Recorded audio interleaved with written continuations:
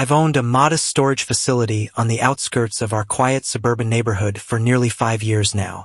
It's not a massive operation by any stretch, just a small cluster of storage units, about a dozen in total, nestled behind a row of trees and separated from the neighborhood by a narrow gravel road.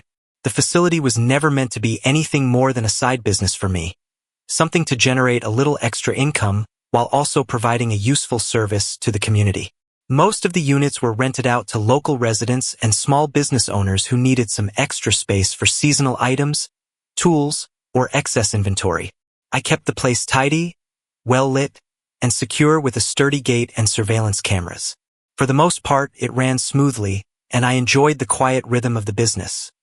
Checking in on tenants occasionally, maintaining the grounds, and collecting rent every month. It was peaceful, predictable, and hassle-free. That was until the Homeowners Association, commonly referred to as the HOA, started meddling in ways I never anticipated, turning my small, peaceful storage facility into a chaotic mess that I would soon regret allowing.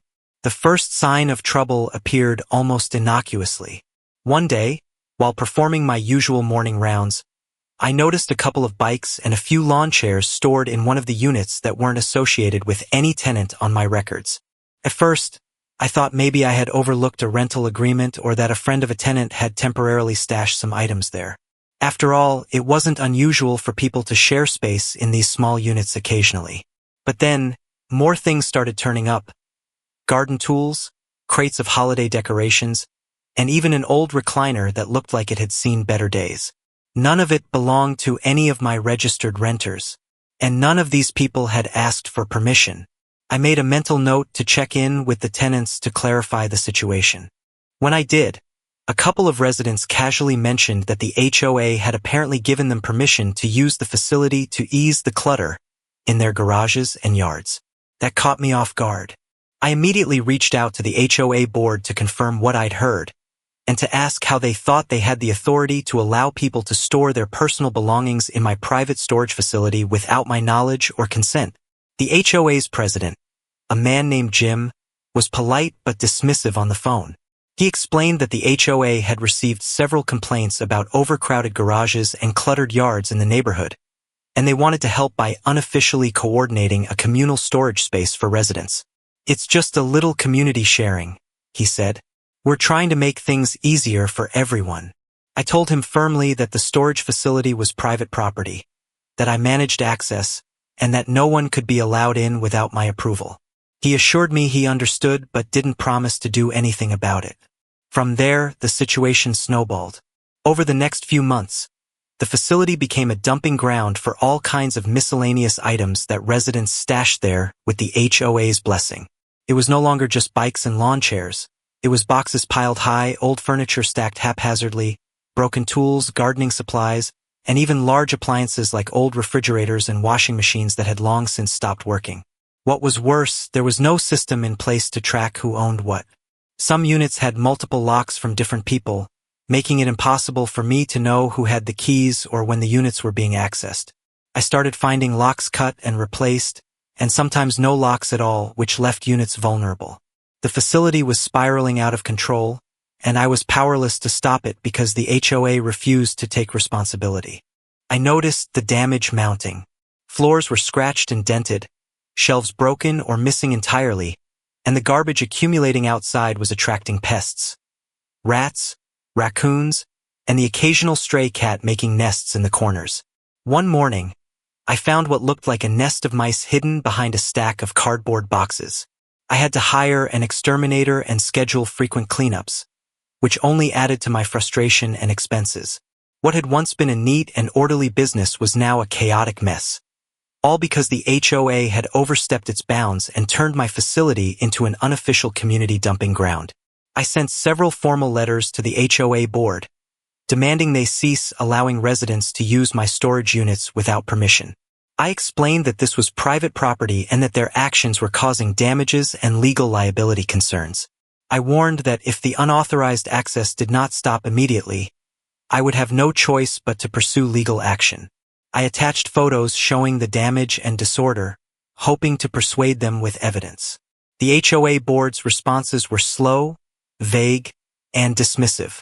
They insisted it was helping the community and reducing yard clutter, and that the residents were just borrowing space. None of their replies acknowledged that they were trespassing or causing harm to my property. I began to realize that they had no intention of backing down or respecting my ownership. As the months dragged on, the situation became untenable. I tried installing new security cameras, upgraded the gate locks, and posted large "No Trespassing" signs with my contact information. Yet, the HOA continued to facilitate access, sometimes even providing master keys to certain residents. When I confronted Jim again, he said the HOA was acting in good faith and that they had the neighborhood's best interests at heart. "We're just trying to build a sense of community," he said, almost patronizingly. But all I saw was a growing liability, damaged property, and a clear disrespect for my rights. Frustration turned to anger. I began logging every unauthorized access, taking pictures daily, and documenting every communication with the HOA. My attempts to keep the place secure were ignored or circumvented. I started hearing from legitimate tenants who complained that their units were being invaded, that they couldn't trust the facility anymore, and that they were considering moving out. My business reputation was at stake, and it felt like the HOA was deliberately undermining me to serve their agenda. One particularly infuriating incident was when a resident called me late one evening, reporting that their bike had been stolen from a unit that was supposed to be locked and secured. Upon investigation, I found multiple units with broken locks and damaged doors. I reported the thefts to the police and notified the HOA board, demanding accountability. Again, I was met with stonewalling and excuses. "We can't control what residents do with their own stuff," Jim said. "But these were my units, my locks, and my responsibility as owner." Their cavalier attitude made it clear that I was on my own. I reached out to a lawyer to discuss my rights and possible next steps.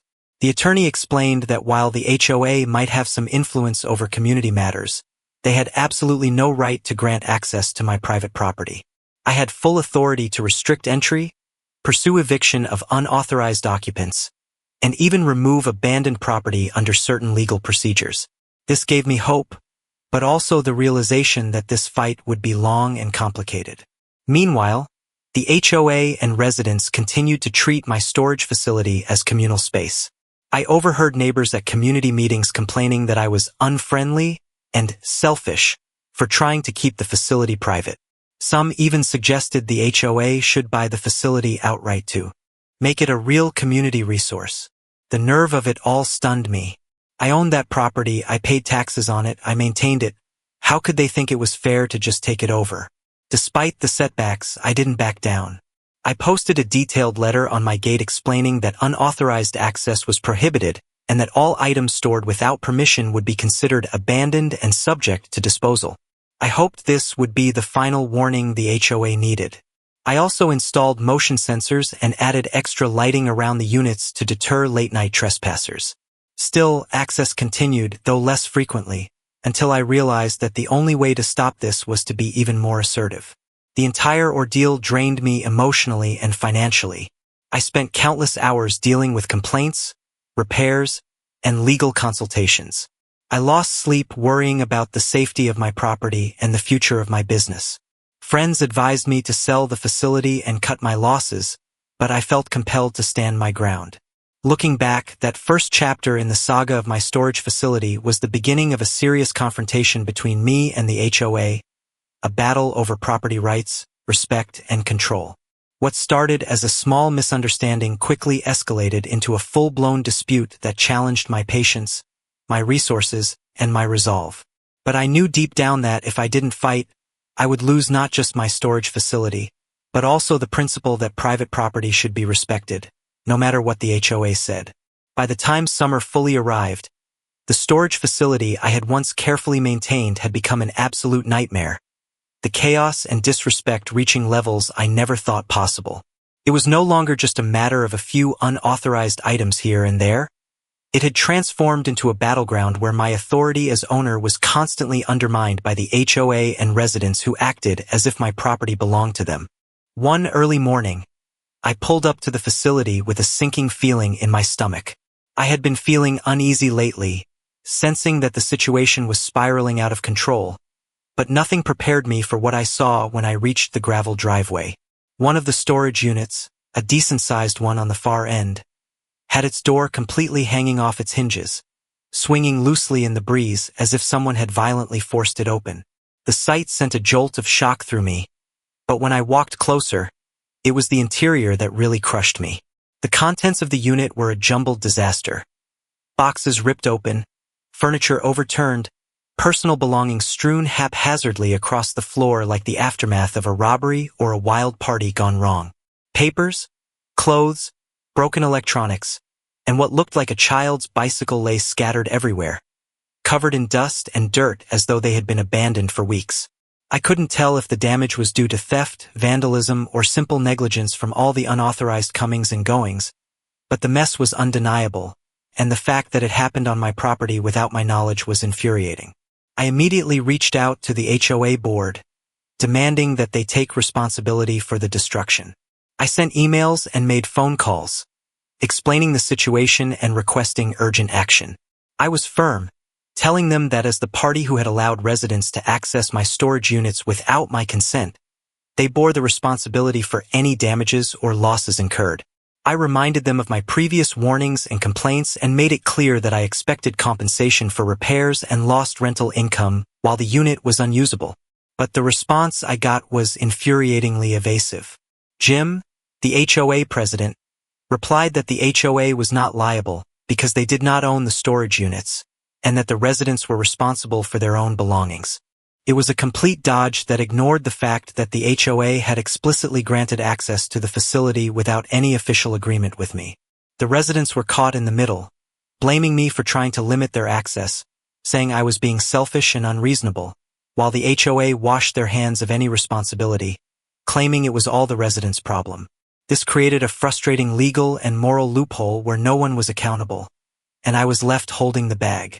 As the weeks went on, more units suffered similar fates: broken locks, signs of forced entry, and careless handling.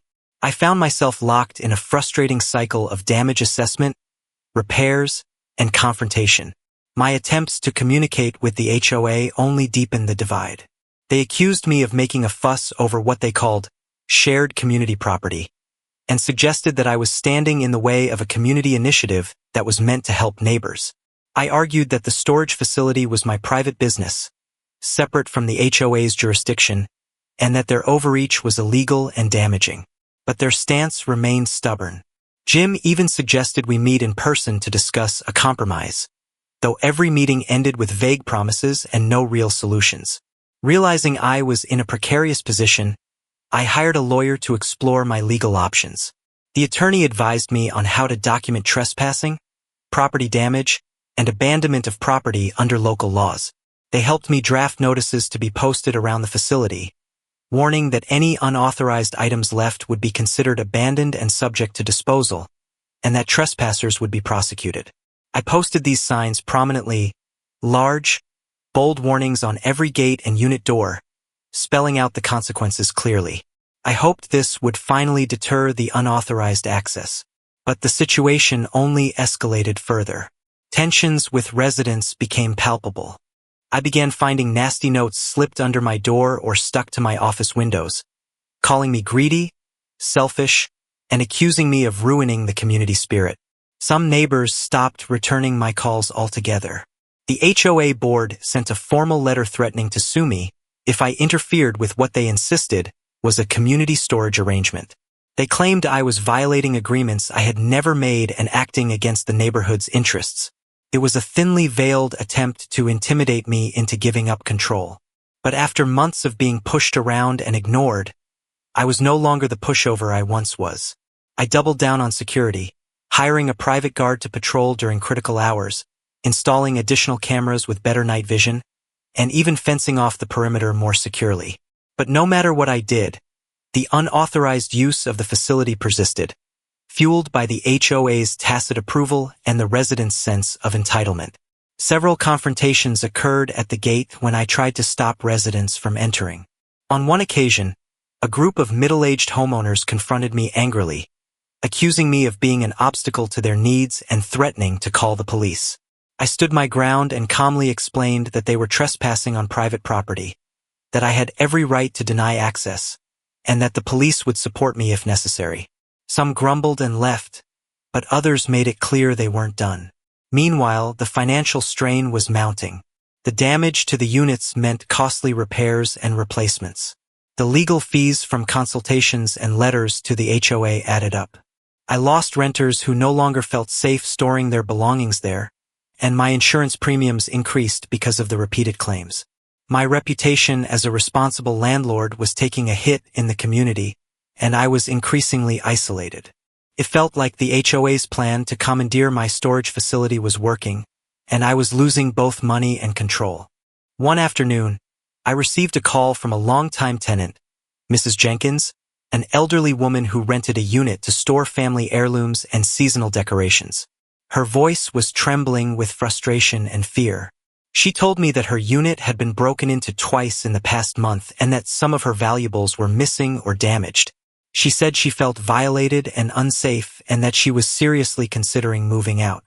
I felt a deep pang of guilt because I had failed to protect her and my other renters from the chaos wrought by the HOA's reckless behavior. I promised her I would do everything in my power to fix the situation. As summer wore on, the neighborhood meetings became heated whenever the storage facility was brought up. I attended several of these meetings, hoping to reason with the HOA and residents, to explain my position and seek a resolution. But it felt like shouting into a void. The HOA board members repeated their mantra about community sharing, and how I was standing in the way of neighbors helping neighbors. Residents voiced resentment toward me, blaming me for their storage problems and accusing me of greed. A few vocal opponents even suggested we vote on whether I should be forced to sell the storage facility to the HOA or the community. I knew those motions had no legal basis, but the hostility was undeniable. Despite all this, I remained steadfast. I knew that giving in would only invite more abuse of my property and set a dangerous precedent. The line had been crossed too many times. I had the right to control who used my storage facility, and I was prepared to defend that right at any cost. Toward the end of the summer, things came to a head. One evening, I found that someone had spray-painted graffiti on the main gate, vulgar words accusing me of being selfish and heartless. It was a clear act of intimidation meant to scare me into submission. I reported it to the police and installed even more robust security measures, including motion-activated floodlights and alarms. But the message was clear. The HOA and some residents were willing to push this fight beyond polite disagreement. The mounting tension weighed heavily on me, both personally and professionally. I found myself constantly looking over my shoulder, anxious about what the HOA or residents might do next.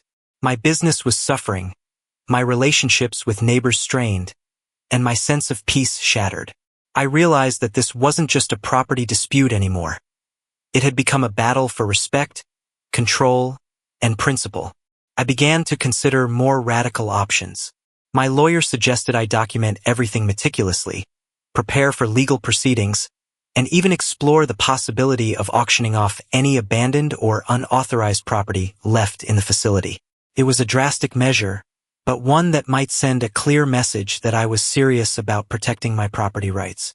The thought of such an action filled me with a strange mix of apprehension and determination.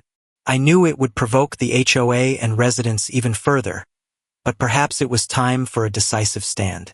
By the time summer faded into fall, the facility was no longer the quiet, orderly place it had once been. It was a symbol of a simmering conflict between me and the HOA, a reminder that even in seemingly peaceful communities, battles over property and respect can explode unexpectedly and with great consequences. The breaking point had arrived, and I was ready to fight for what was mine, no matter the cost. After months of mounting frustration, legal consultations, and countless attempts to resolve the unauthorized use of my storage facility amicably, I finally reached a turning point. My lawyer had carefully explained the legal framework around abandoned property and my rights as a property owner. According to local laws, after giving sufficient public notice and following due procedure, I was entitled to dispose of any property left in my units without permission, especially if the owners had no lease agreement and no contact had been made to claim their belongings. This was a significant revelation, and it gave me a path forward that I hadn't dared to consider before. It wasn't a decision I made lightly, far from it. I understood that many of the items stored there were important to residents and that auctioning them off would certainly cause waves. But after the HOA's months of dismissive attitude, ignoring all warnings, and continuing to encourage residents to use my storage facility without permission, I realized I needed to take firm action to reclaim control, protect my property, and send a clear message that my rights as a business owner mattered. The first step was to inform the community. I designed and printed flyers that I posted throughout the neighborhood, on bulletin boards, at local stores, and on lampposts near the community center.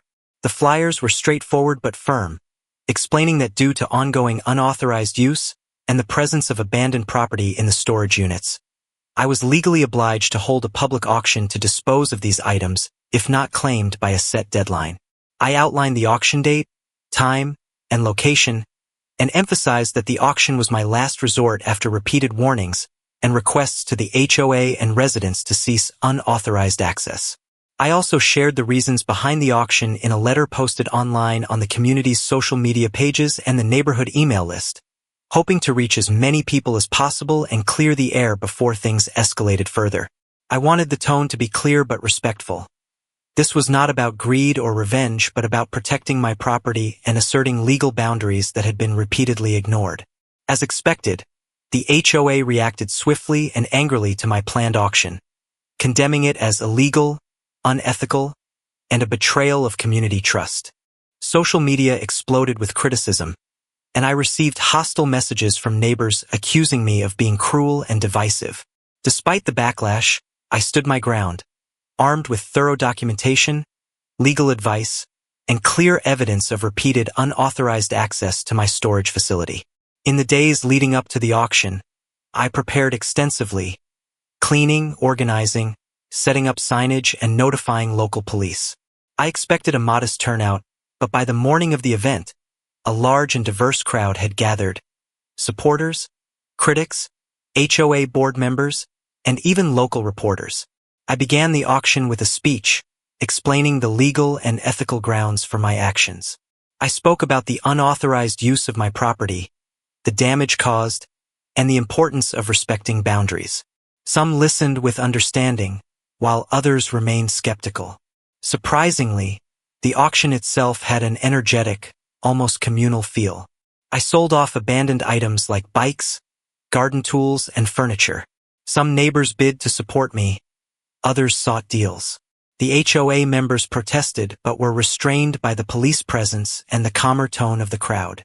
As the day went on, the tension began to ease.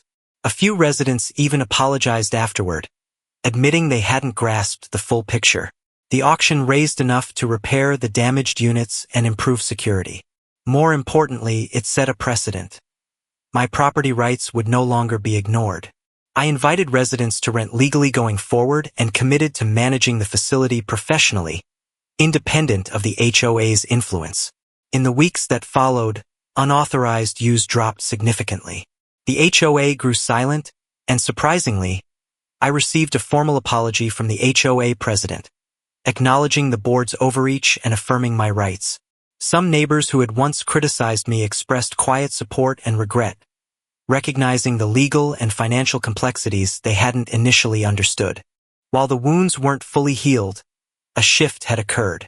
There was a new sense of mutual respect and clearer boundaries. The facility was more orderly, the confrontations had stopped, and my business stabilized.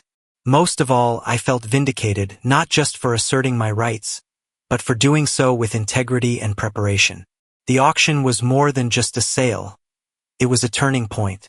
It reminded everyone, including me, that fairness, boundaries, and responsibility are essential to any community. With the conflict easing, I turned my full attention to restoring the storage facility. The damage from months of neglect, unauthorized access, and vandalism had taken its toll. Broken locks, damaged doors, scattered debris, and weather-beaten items filled many of the units.